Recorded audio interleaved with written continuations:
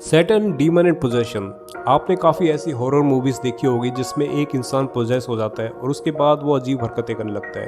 लेकिन क्या सच में बॉडी पोजेस होती है? क्या सच में व्यक्ति अपना नियंत्रण खो देता है?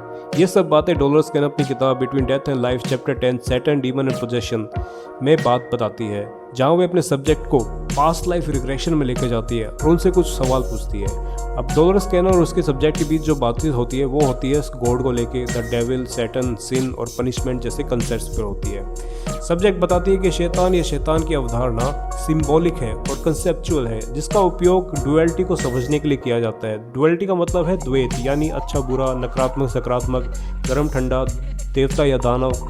तो ईश्वर ने सभी आत्मा को शुद्ध चेतना के रूप में बनाया है, लेकिन हम आत्मा अपने कर्मों के आधार पर कुछ ऐसे गुण ले लेते हैं जो हमें देवता या शैतान बना देते हैं।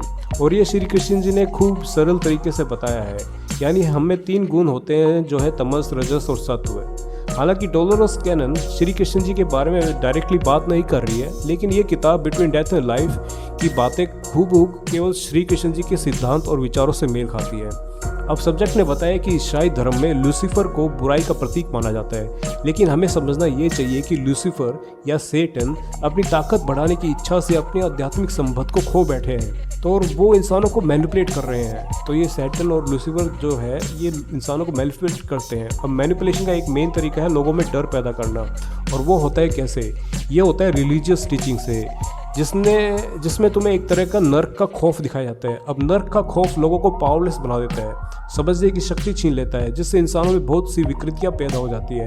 यहाँ तक कि छोटी मोटी गलती पर भी एक भयंकर पाप लगने का डर लगा रहता है। लेकिन सच्चाई यही है कि जो व्यक्ति नर्क में विश्वास रखते हैं वे बाद के जीवन में यानी मरने के बाद एक तरह का नर्क जरूर अनुभव कर सकते हैं, जब तक कि उन्हें यह एहसास न हो जाए कि यह नर्क उनके अपने दिमाग की रचना है।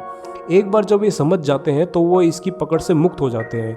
मैं आपको एक रियल लाइफ उदाहरण देता हूँ। एक ऐसे व्यक्ति की कहानी है जो हर तरह के नशा करता था, और एक दिन वह ऐसे नशीला पदार्थ ले लेता था जिससे इंसान को हेलुसिनेशन होते लगते थे, यानी एक तरह का भ्रम पैदा हो गया था। तो वो अपने आप को पाता है कि वो एक ऐसी जगह जाता है जहाँ केवल अंधकार होता है। उसे अपना घर नज़र आता है और वो उस घर में जाता है और उसे हर तरह का नशीला पदार्थ मिलता है और वो फिर से नशे करने लगता है। तभी उसके आसपास हंसने की आवाज़ आती है, कोई ऐसी आवाज़ आती है कि ये कर ले वो कर ले।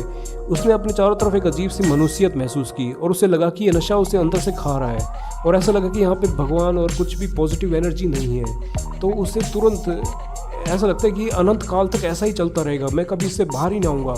तभी वो नशा ख़त्म हो जाता है और वो एकदम जाग जाता है, और जागने के बाद उसे एहसास होता है कि नशा उसे छोड़ देना चाहिए। अब काफ़ी लोग नरक को ऐसे बोलते हैं कि एटर्नल है, कि यहाँ जब पापी लोग आते हैं वो अनंत समय तक रहते हैं, लेकिन ऐसा नहीं है। नरक में समय का बोध नहीं रहता, क्योंकि आध्यात्मिक दुनिया टाइमलेस स्टेट है।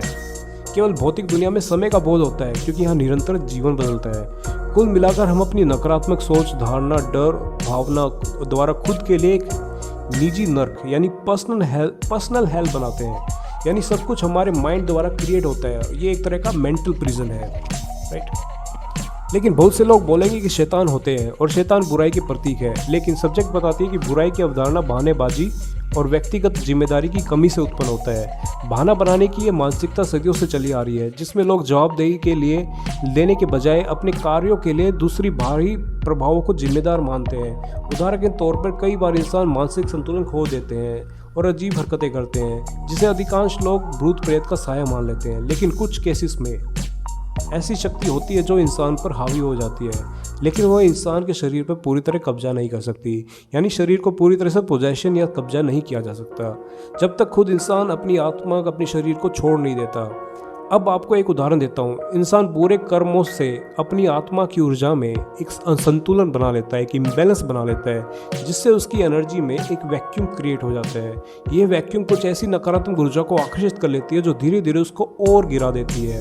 अब आत्मा की ऊर्जा जो होती है वो उसको आप कह सकते हैं कि हमारी ऊर्जा किससे बनी है? तो हमारी सोच, भावना, बिलीफ, धारणा, आलसपन, जिम्मेदारी न लेना, ये नेगेटिव चीज़ों से भी हमारी ऊर्जा डाउन हो जाती है। अब बहुत से लोगों ने जिन और जिन्नात के बारे में सुना होगा। उनके बारे में कहा जाता है कि वो धरती पर इंसान आने से पहले मौजूद थे, जिनका शरीर नहीं होता बल्कि वह एक तरह के तत्व से बने होते हैं। जैसे हमारा शरीर 5 तत्वों से बना होता है, तो ये एक ही तत्व से बने होते हैं। इन्हें हम एलिमेंटल्स कहते हैं। अब जिन में जो तत्व है, जो प्रधान तत्व है वो है अग्नि। अगर ये मैनिफेस्ट होते हैं, अगर आप अपने आप को दिखे तो ये आग और धुएं के उसमें रूप में नजर आएंगे। ये जिन पृथ्वी की आत्माएं हैं।